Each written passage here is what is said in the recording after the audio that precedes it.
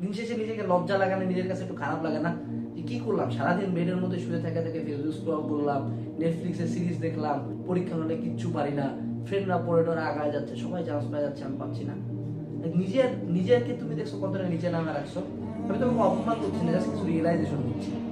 দেখো তুমি কিন্তু নিজের কাছে ডে বাই ডে ছোট হয়ে যাচ্ছ। আলটিমেটলি তুমি এই কথাগুলো বলতেছো, কালকে থেকে পড়তে বলছো। এই মোমেন্টে কি করতে হবে? খুব মোটিভেটেড হতে হবে না, জাস্ট একটা সিম্পল টেকনিক।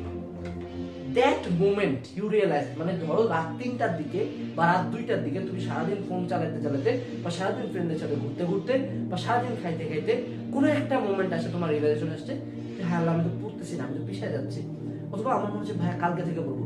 যখনই মাথায় আসবে কালকে থেকে পড়বো, তুমি যেটা করবে at that moment stop what you are doing.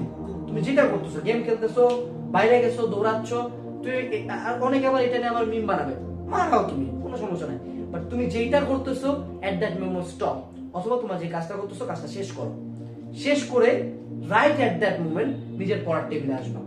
So then আবার টেবিলে আসবো আমরা।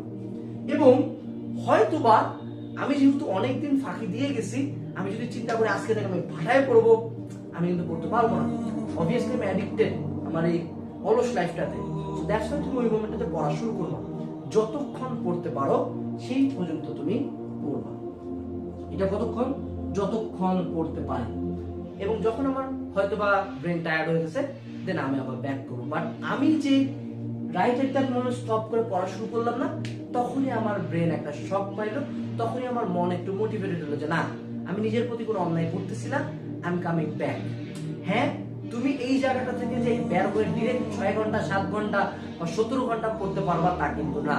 বাট যখনই তুমি right at that moment stop দিলা, স্টপ দিয়ে পড়লা, হয়তো 30 মিনিট প্রথম দিন পড়লাম, দ্বিতীয় দিন সাথে সাথে রিয়েলাইজেশন আসলো 1 ঘন্টা, মানে day by day you have to increase.